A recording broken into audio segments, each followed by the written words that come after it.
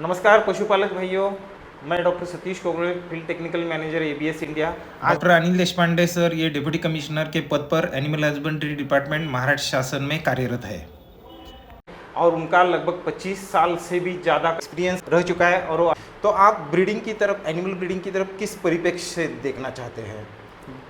बहुत ज़बरदस्त है को पशुपालक बंधुओं। हमारे पशुपालन क्षेत्र में एक 4 चीज़ें बहुत इम्पॉर्टेंट है। उसमें से एक है ब्रीडिंग, यानी कि पशु की पैदाइश। दूसरा है उसका न्यूट्रिशन, यानी कि उसको जो हम खाना खिलाते हैं उसका पोषण। तीसरा है मैनेजमेंट, जो व्यवस्थापन हम करते हैं। चौथा है डिसीज़ कंट्रोल, यानी कि जो रोगराई उसको न हो उसके लिए जो करते हैं। उसमें से मुझे लगता है ब्रीडिंग ये सबसे इम्पॉर्टेंट पार्ट है, क्योंकि अगर ब्रीडिंग ठीक से नहीं होगा, वो प्रॉपर नहीं होगा, वो प्लान्ड नियोजित तरीके से नहीं होगा, तो एक सीढ़ी की तरह है। हम चाहे तो आगे ऊपर भी जा सकते हैं और नीचे भी जा सकते हैं। बराबर। बाकी की चीज़ें हम लोग बाद में भी ठीक ठाक कर सकते हैं, लेकिन ब्रीडिंग को ठीक ठाक करना बहुत मुश्किल है। इसलिए पशु पैदाश या ब्रीडिंग ये बहुत प्लान तरीके से होना बहुत ज़रूरी है, तभी हम लोग प्रगति कर पाएंगे, दूध की बढ़ोतरी होगी और बहुत सारी ज़्यादा इतर बहुत सारे फ़ायदे हैं जो हम पशु से अगली जनरेशन्स में और जनरेशन टू जनरेशन, पीढ़ी दर पीढ़ी हम उसे ले सकेंगे। तो सर, और मैं आपसे ये पूछना चाहता हूँ कि जो एनिमल जेनेटिक्स या बुल जेनेटिक्स जो आम किसान उसके तरफ ज़्यादा ध्यान नहीं देते, जो भी हमारे यहाँ पे पशु चिकित्सक है, वेटनरियंस है, वो आने के बाद वो इंसेमिनेशन करके जाते हैं, लेकिन उनको ये पता नहीं होता कि कौन से बुल का सीमेन उन्होंने यूज़ किया हुआ है, कौन उसका जेनेटिक्स क्या है, उसका जीनोमिकली टेस्टेड है क्या, उसके पेडिग्री क्या है। तो ऐसे बारे में ज़्यादातर किसान लोग उसमें ध्यान नहीं देते। तो आपका उसमें क्या सुझाव रहेगा सर? बहुत ज़रूरी है। कुछ किसान भाई है जो अभी इसके बारे में ज़रूर सोचते हैं कि मेरी आज गाय 20 लीटर दूध दे रही है या 10 लीटर दूध दे रही है, या जो भाई 5 लीटर दूध दे रही है, तो उसकी जो संतान होगी वो शायद उससे आगे बेहतर दूध दे, वो उससे डबल दूध दे या उसमें अच्छी बढ़ोतरी हो। इसके बारे में कुछ लोग ज़रूर सोचते हैं। मैंने इस 25 साल में देखा है कि कई पशुपालक मुझे मिले हैं जिन्होंने पूछा है कि जो सीमेन आप इस्तेमाल कर रहे हैं उस सीमेन से क्या अगली पीढ़ी में दूध बढ़ने की संभावना है। तो मैंने उनका बहुत अप्रिशिएट किया। ऐसे कुछ पशुपालक है, लेकिन आपने जो सही कहा कि बहुत ज़्यादा पशुपालक हम पशु उद्योगों के ऊपर निर्भर रहते हैं, और फिर वो अगर अच्छी तरह से नस्ल का अच्छा जीनोमिक सीमेन इस्तेमाल करते हैं तो बहुत ही अच्छी बात है। वैसे भारत में अभी इसके बारे में बहुत जागरूकता है, भारत सरकार उसके लिए बहुत जागरूक है। वो देखती है कि जो भी जहाँ से भी सीमेंट उपलब्ध हो रहा है वो अच्छी गुणवत्ता का है, और उसके लिए उनके प्रयास जारी है। एबीएस ग्लोबल जैसी एक ग्लोबल कंपनी है, वो तो उसके बारे में महारत हासिल कर चुके हैं, जिसमें सिर्फ दूध की बढ़ोतरी सफिशेंट नहीं है।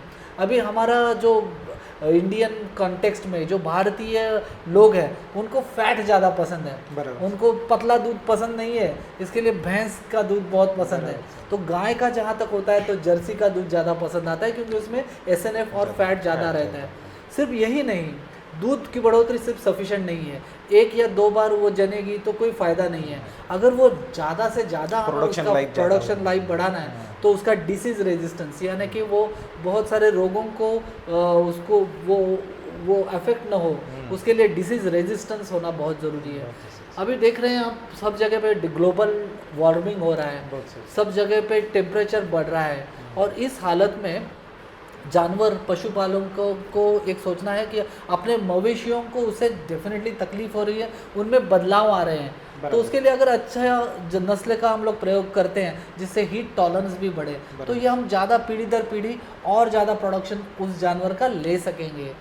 उसके सिवा भी और कुछ बातें हैं, जैसे कि जेनेटिक डिसीजेस होते हैं, जो आनुवंशिक बीमारियां होती हैं, उनको रोकथाम करने के लिए भी अच्छा सीमेंट, जिसकी पहले से उस सीमेंट को चेक किया है, जांचा है, परखा है, वो अगर इस्तेमाल करेंगे पशुपालक तो डेफिनेटली हमारी अगली पीढ़ी दर पीढ़ी प्रगति होगी और हम और आगे बढ़ेंगे। बराबर सर। और एक मैं बात आपसे जानना चाहता हूँ, जैसे हमारे भारतीय देश में तो जहाँ पे जो बुल्स अवेलेबल है, जो सीमेन अवेलेबल है, काफ़ी उनका रजिस्ट्रेशन नहीं है, जैसे ग्लोबली रजिस्ट्रेशन नहीं है। अगर हम ग्लोबली रजिस्टर्ड जो जैसे बोलते हैं, हम होल्स्टीन एसोसिएशन जो है यूएसए की, बहुत सालों से वो डेटा उनके पास है, एनिमल्स 7-8 जनरेशन्स तक का डेटा उनके पास है।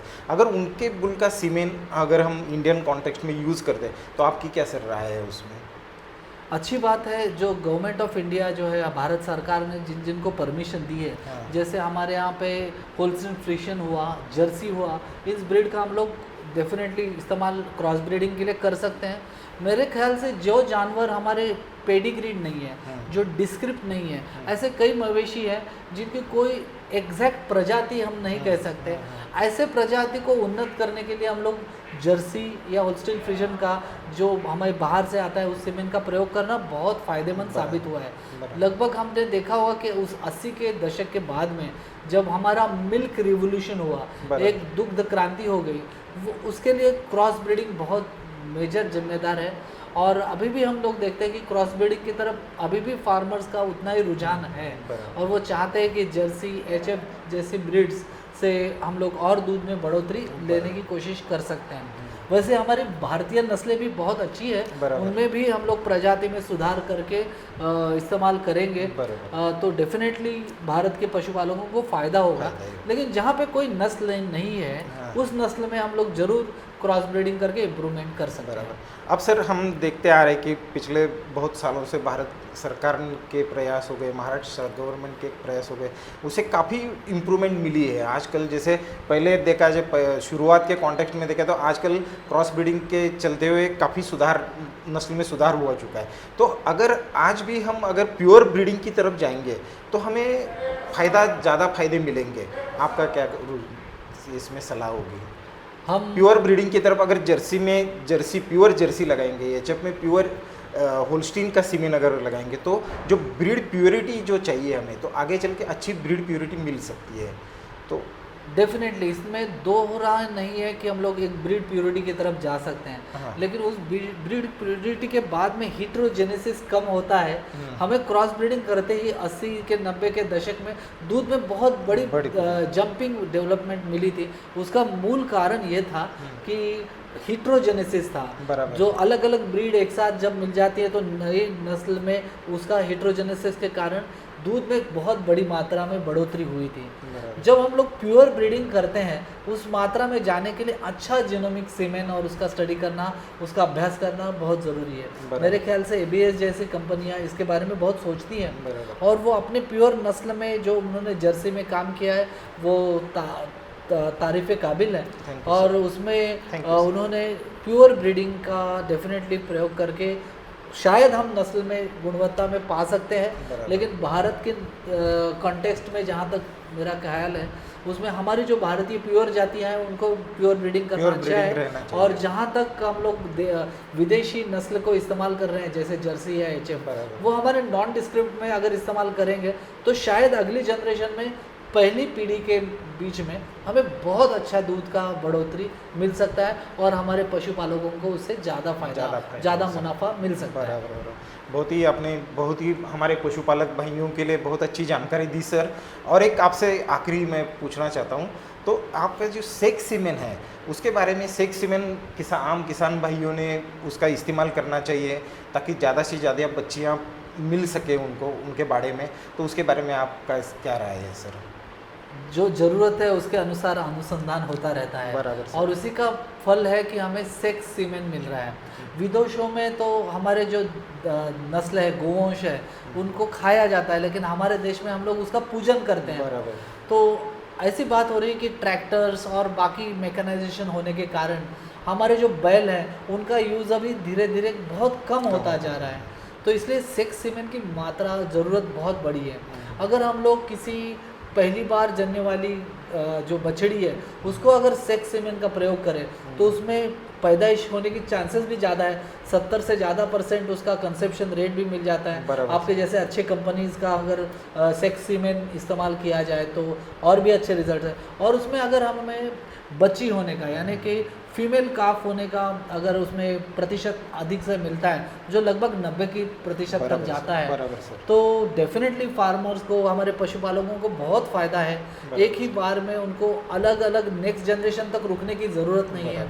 और हमेशा एक बच्ची पैदा करेंगे तो एक गाय से वो 10 बच्चियां भी पैदा कर सकते हैं, और उसके प्रोडक्टिव लाइफ में एक गाय से 10 गाय तैयार कर सकते हैं, 10 गाय से 100 कर सकते हैं। इस तरह से हम लोग चेन रिएक्शन में बढ़ सकते हैं। और जो बैल होंगे उनका कैसे पोषण करें, यह भी एक बड़ी समस्या है। चारे का हमारे पास में रिस्ट्रिक्शन है, वही चारा फिर अच्छे गाय में और बैल में डिवाइड होगा। तो मेरे ख्याल से सेक्स सीमेन ये बहुत बड़ा वरदान है भारत के कॉन्टेक्स्ट में, क्योंकि हम जो बैल होंगे उनको तो काट नहीं खाएंगे, हम उसकी पूजा ही करेंगे, वो नंदी होगा हमारे लिए। तो सेक्स सीमेन ये बहुत अच्छी योजना है, और इसके लिए भारत सरकार भी उसको बहुत अच्छी तरह से उत्तेजित कर रही है, प्रोत्साहित कर रही है। और हमने देखा है कि कई सरकारों ने उसका इस्तेमाल किया है। पंजाब में हुआ है, महाराष्ट्र में भी हो रहा है, और हमारे बाकी राज्यों में भी उसका प्रयोग पशुपालक बहुत अच्छी तरीके से कर रहे हैं।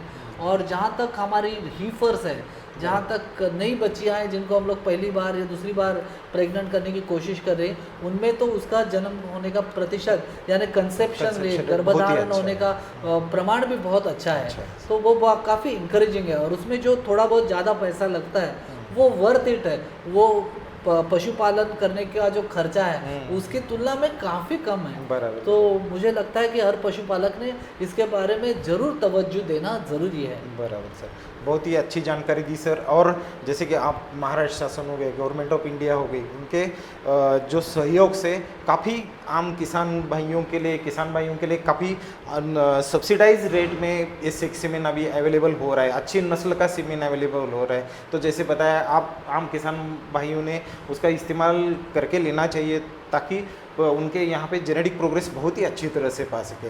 तो सर, और आप क्या और आपकी तरफ से कुछ सुझाव रखना चाहते हो तो रखिए सर। मैं पशुपालकों को एक आह्वान करना चाहता हूँ कि वो जैसे न्यूट्रिशन की तरफ भी ध्यान दे, पोषण की तरफ ध्यान दे, अपना व्यवस्थापन जितना अच्छा कर सकते हैं उतना करें। डिसीज़ नियंत्रण के लिए, वो रोग नियंत्रण के लिए, रोकथाम न हो इसके लिए रेगुलरली वैक्सीनेशन करें। और जहाँ तक ब्रीडिंग का सवाल है, उसके बारे में तज्ञ जो भी आपके पास में पशु वैद्य होंगे, उनके जो तज्ञ पशु वैद्य, उनका सलाह आप ज़रूर लें। और अपने नेक्स्ट पीढ़ी में, जो गाय के साथ में जो नेक्स्ट पीढ़ी आएगी, उसके दूध में तो मात्रा हो ही, लेकिन उसका डिसीज रेजिस्टेंस अच्छा हो, उसके हूव्स अच्छे हो, ताकि वो अच्छा मेंटेन कर पाए हमारे तरह के जहाँ पे हमारे तबेले उसमें। और वो जो टेम्परेचर बढ़ रहा है, ग्लोबल वार्मिंग हो रहा है, उसके लिए हीट टॉलरेंस के लिए भी वो अच्छी हो, जिसका SNF अच्छा हो, फैट अच्छा हो, और उसका इंटर काविंग पीरियड भी कम हो।